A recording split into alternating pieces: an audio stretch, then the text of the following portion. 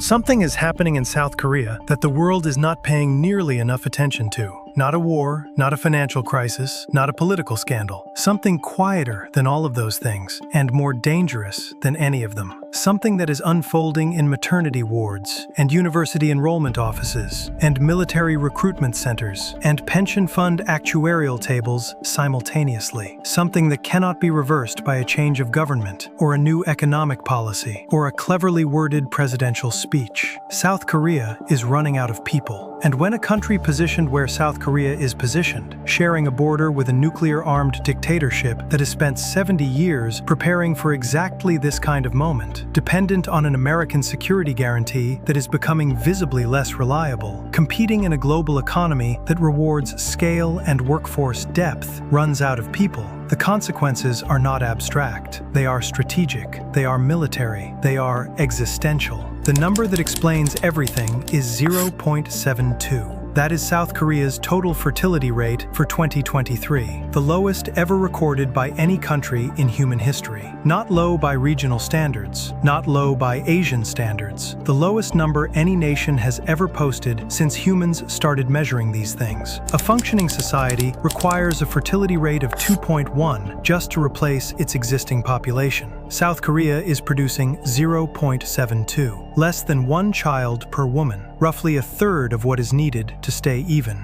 and it is still falling. Japan has spent 30 years being held up as the global cautionary tale on demographic decline. Entire libraries of academic papers written about its aging crisis, emergency government programs, national debates about national survival. Japan's fertility rate is 1.2. South Korea makes Japan look like a population explosion. This is not a warning about what might happen if trends continue. The trends have already continued long enough. The collapse is already mathematically locked in, already embedded in the age pyramid of a country that is getting older faster than any nation on Earth has ever gotten older, already reshaping every institution, every economic projection, every military calculation on the Korean peninsula in ways that most of the world has not yet begun to absorb. And when you layer on top of that demographic freefall, a nuclear-armed neighbor growing more capable every year, an American alliance growing less reliable every election cycle, and a fiscal system heading toward the kind of insolvency that makes orderly governance nearly impossible, what you are looking at is not a prosperous democracy successfully navigating modern challenges. What you are looking at is a country being slowly hollowed out from the inside, while the threat from outside stays exactly where it has always been, right across the border, watching, waiting, and getting stronger. To understand how South Korea got here, you need to understand what South Korea did to get where it is.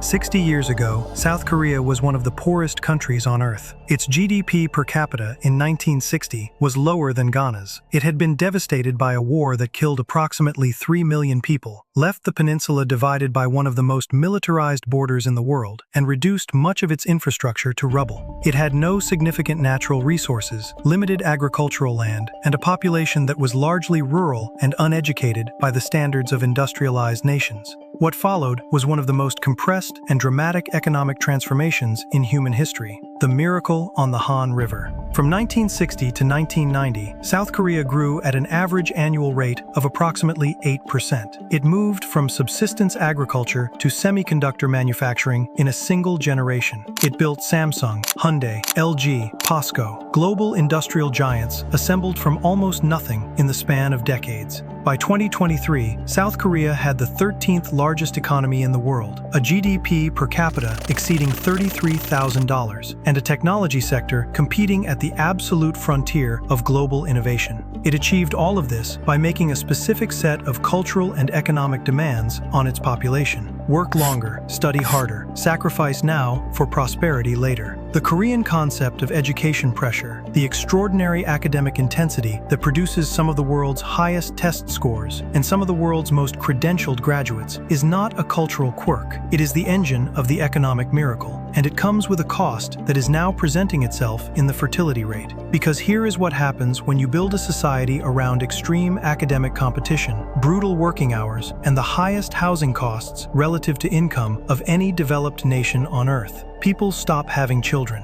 Not because they don't want them, because the calculation, the financial cost, the career sacrifice, the pressure of raising a child in a system that demands perfection makes having children feel impossible. The average cost of raising a child to age 18 in South Korea is estimated at approximately $330,000, one of the highest in the world. Seoul's housing market has produced apartment prices that require the average worker to save their entire salary for decades to afford entry. Women, who bear the disproportionate career cost of childbearing in a corporate culture that still expects long hours and continuous presence, are making a rational individual decision to opt out of motherhood entirely. The government has spent an estimated $200 billion on pro-natalist policies since 2006. The fertility rate has continued falling every single year. The miracle built a society so demanding, so expensive, so unforgiving of the inefficiency of family life that it is now consuming itself.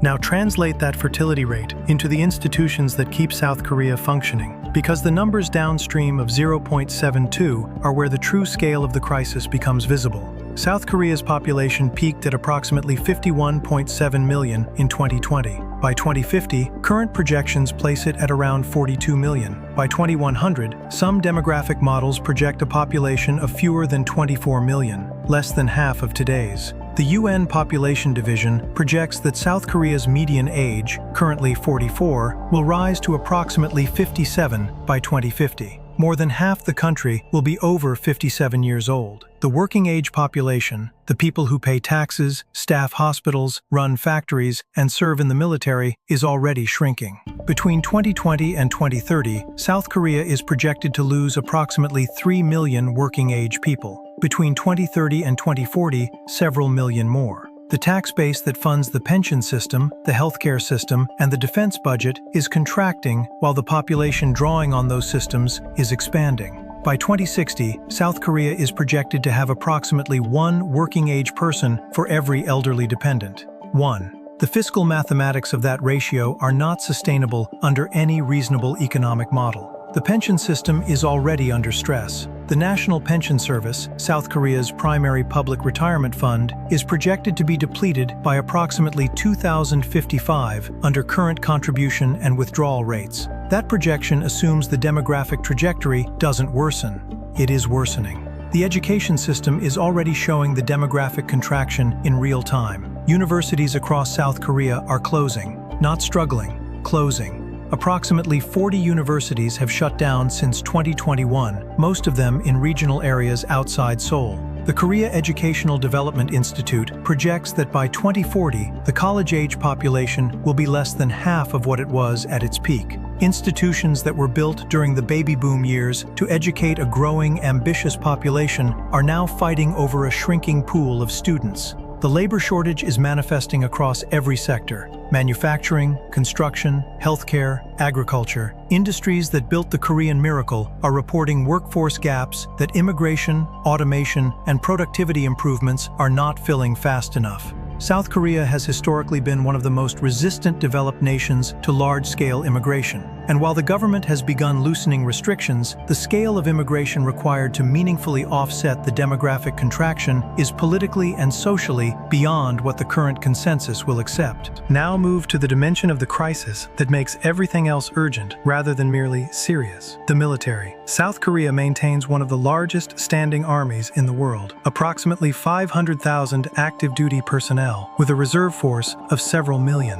It maintains this force because it has to. Across one of the most heavily fortified borders on Earth, approximately 1.2 million North Korean soldiers are deployed, backed by an estimated 40 to 60 nuclear warheads, ballistic missiles capable of reaching Tokyo and beyond, and an artillery force capable of striking Seoul, a city of 10 million people, within minutes of any order to fire. This is not a theoretical threat. It is the permanent, daily operational reality of South Korean national security, and it is a threat that is governed in large part by numbers, by how many soldiers you can put in the field, by how many people of military age you have to draw from. The number of South Korean men reaching military age annually has already fallen dramatically, from approximately 350,000 in the early 2000s to approximately 250,000 today. Projections suggest that number could fall below 200,000 within the next decade. The Korean military has already begun reducing its force size, its training standards, and its equipment requirements in response to the personnel shortage. A military that needed to be larger than it is, given the threat it faces, is being forced by demographics to become smaller. The implications of a shrinking South Korean military force facing a static and, in some areas, growing North Korean threat are not abstract. They are operational. A smaller South Korean military means greater dependence on American forces stationed on the peninsula. It means greater reliance on technological superiority to compensate for numerical inferiority. And it means that any reduction in American commitment to the peninsula's defense creates a gap that South Korea's demographic trajectory makes increasingly difficult to fill from domestic resources. Which brings us to the American question. Because the American security guarantee has been the foundation of South Korean strategic stability since 1953, and that foundation is showing cracks. The United States has maintained a forward military presence in South Korea for over 70 years. That presence has served as the ultimate deterrent against North Korean aggression, the guarantee that any attack on South Korea would mean war with the United States. It has allowed South Korea to spend less on defense than its threat environment would otherwise require, freeing resources for the economic development that produced the miracle. But American strategic attention is finite, and the dominant strategic competition of the 21st century is not on the Korean peninsula. It is in the Taiwan Strait, in the South China Sea, in the broader contest between American and Chinese power across the Indo-Pacific. American military planners are increasingly focused on the China challenge. American political attention is increasingly focused on the financial cost of forward deployments in an era of domestic fiscal pressure. And the America First instinct, which runs deeper in American political culture than any single administration, has repeatedly questioned why American taxpayers should bear the cost of defending wealthy allies who could be spending more on their own defense. Under Trump's first administration, the U.S. demanded South Korea increase its financial contribution to the cost of American troops stationed there, from approximately $900 million annually to approximately $5 billion, a demand that caused genuine alarm in Seoul about the reliability of the alliance. Under Trump's second administration, beginning in 2025, those demands have returned with renewed force. The message being sent from Washington, quietly, through the language of burden-sharing negotiations rather than formal policy declarations, is that the American security umbrella is not unconditional. It is a business arrangement, and business arrangements get renegotiated. For South Korea, whose entire strategic posture since 1953 has been built around the assumption of American commitment, the possibility that the umbrella could close, partially or entirely, is existential, and it arrives precisely when South Korea's own military capacity is being compressed by demographic contraction.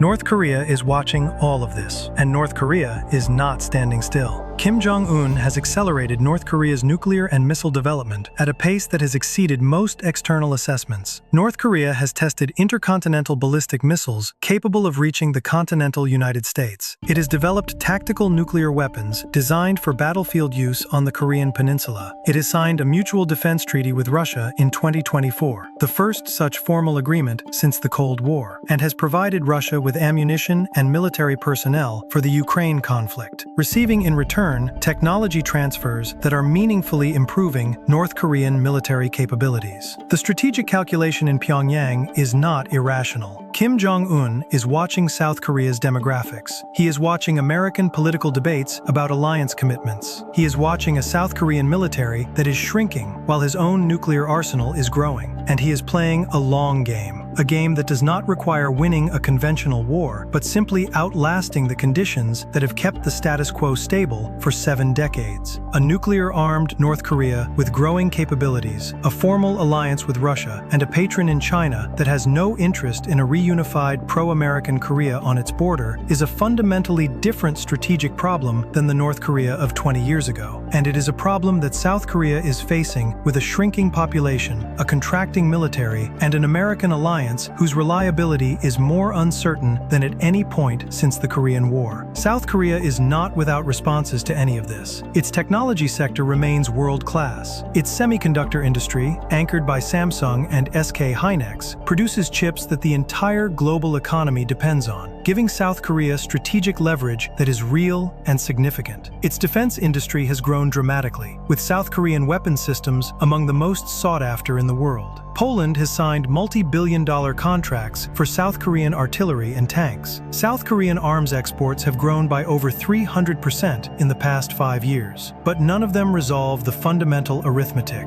You cannot replace people with semiconductors. You cannot automate your way out of a pension system collapse. You cannot technology solution a fertility rate of 0.72. And you cannot indefinitely sustain a security posture built on an alliance whose reliability is uncertain against a threat that is growing more capable every year. South Korea is not going to collapse tomorrow. It is not going to collapse next year. It is a wealthy, technologically advanced, institutionally sophisticated democracy with genuine resilience and genuine resources. But collapse is not always loud. It is not always sudden. Sometimes it is the slow, compounding, mathematically inevitable consequence of conditions that were allowed to develop too far before anyone was willing to say clearly what they meant. A fertility rate of 0.72. A military shrinking while the threat across the border grows. An American alliance whose unconditional nature is no longer unconditional. A pension system projected to run dry within 30 years. Universities closing. Working-age populations contracting. A demographic trajectory that no government program has come close to reversing despite $200 billion of trying.